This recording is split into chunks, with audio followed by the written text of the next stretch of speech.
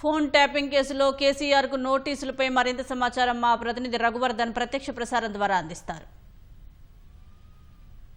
BRS అధినేత మాజీ ముఖ్యమంత్రి కల్వకుంట్ల చంద్రశేఖరరావుకు సిట్ అధికారులు నోటీసు జారీ చేశారు. బంజారాహిల్స్ నందినగర్లోని నివాసం కేసీఆర్ నివాసంలో కాసేపటి క్రితమే సిట్ అధికారులు వచ్చి ఆ నోటీస్ ప్రతిని అందించారు. ఈ నోటీసులో పంజాగుట్ట పిఎస్లో నమోదైన ఎఫ్ఐఆర్లో ప్రకారంగా కేసీఆర్ను విచారణ చేయాల్సిన అవసరం ఉంది. అందుకు తగ్గట్లుగా రేపు మధ్యాహ్నం 3 గంటలకు విచారణ చేయనున్నట్లు పేర్కొన్నారు. అయితే కేసీఆర్ 65 ఏళ్ల వయసు పైబడిన నేపథ్యంలో క్రిమినల్ ప్రొసీజర్ కోడ్ ప్రకారం సెక్షన్ 160 కింద పోలీస్ స్టేషన్కు రావాల్సిన అవసరం, అక్కడికి విచారణ కార్యాలయానికి రావాల్సిన అవసరం లేదని, ఇందుకు సంబంధించి కేసీఆర్ తాను ఒకవేళ వస్తాననుకుంటే తాను స్వచ్ఛందంగా వచ్చి విచారణకు హాజరవుతానుకుంటే విచారణకు హాజరు కావచ్చు, లేదా కేసీఆర్ ఎక్కడైనా ఏదైనా వేరే ప్రదేశంలో సూచించినా కూడా పోలీస్ అధికారులు తామే అక్కడికి విచారణ చేస్తామని అందులో పేర్కొన్నారు. ఇందుకు సంబంధించి సెక్షన్ సిఆర్పిసి 160 సెక్షన్ కింద ఈ ఫోన్ ట్యాపింగ్ కేసులో కేసీఆర్కు సిట్ అధికారులు నోటీసులు ఇచ్చారు.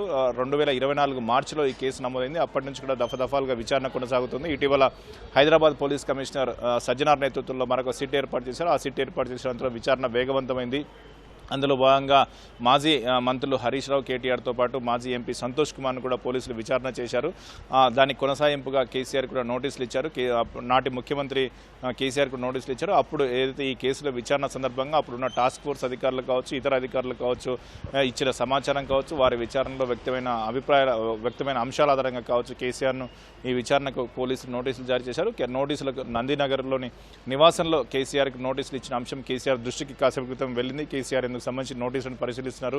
న్యాయవాదులతో సమాలోచనలు జరిపే అవకాశం ఉంది. దీనికి సంబంధించి కేసీఆర్ మరి రేపు విచారణకు తాను స్వచ్ఛందంగా ఒకవేళ విచారణకు హాజరవుతారు, ఇక్కడికి అంటే జూబ్లీహిల్స్లోని ఏసీపీ కార్యాలయానికి విచారణకు హాజరవుతారో, లేక తాను పోలీసులు ఇచ్చినట్లుగా ఎక్కడైతే కేసీఆర్కి అవకాశం ఇచ్చారో విచారణ కోసం ఎక్కడ చెప్పాలో ప్రదేశం అని దాన్ని ఉపయోగించుకోవడానికి చూడాల్సి ఉంటుంది. కేసీఆర్ నుంచి కానీ కేసీఆర్ కార్యాలయం నుంచి కానీ ఇందుకు సంబంధించిన ప్రకటన రావాల్సి ఉంటుంది.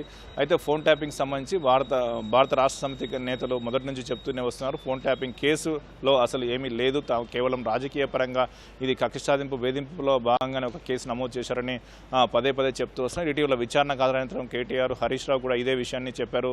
తమకు ఎలాంటి సంబంధం లేదు, పోలీసు అధికారులు ఇచ్చే సమాచారం ఉంటుంది, వారు అది పోలీస్ అధికారులు చూసుకునే పని తప్ప మంత్రులుగా తామకు ఎలాంటి సంబంధం లేదన్నారు. గతంలో కేసీఆర్ కూడా మీడియా సమావేశంలో వ్యాఖ్యానిస్తూ ఫోన్ ట్యాపింగ్తో ముఖ్యమంత్రికి ఏం సంబంధం ఉంటుంది, అది పోలీస్ అధికారులు చేసుకునే పని తప్ప తమకేముండదు, తమకు పోలీస్ అధికారులు కొంత సమాచారం ఇస్తుంటారు, వారు ఏ రూపంలో తీసుకొచ్చారు, ఎలా తీసుకొచ్చారో వారిని సంబంధం ఉండబోదు, తమకు పూర్తి స్థాయిలో తమకు కేవలం ఆ సమాచారాన్ని మాత్రం ఇస్తారు, ఆ సమాచారం ఆధారంగానే తాము పనిచేస్తాం తప్ప ట్యాపింగ్తో తమకు సంబంధం లేదని కేసీఆర్ గతంలో మీడియా సమావేశంలో వివరించారు. ఈ అంశాలన్నింటికి సంబంధించి రేపు విచారణలో పోలీసు అధికారులు ఎదురుగా అడిగే ప్రశ్నలకు కేసీఆర్ సమాధానం చెప్పే అవకాశం ఉంది. Over to studio.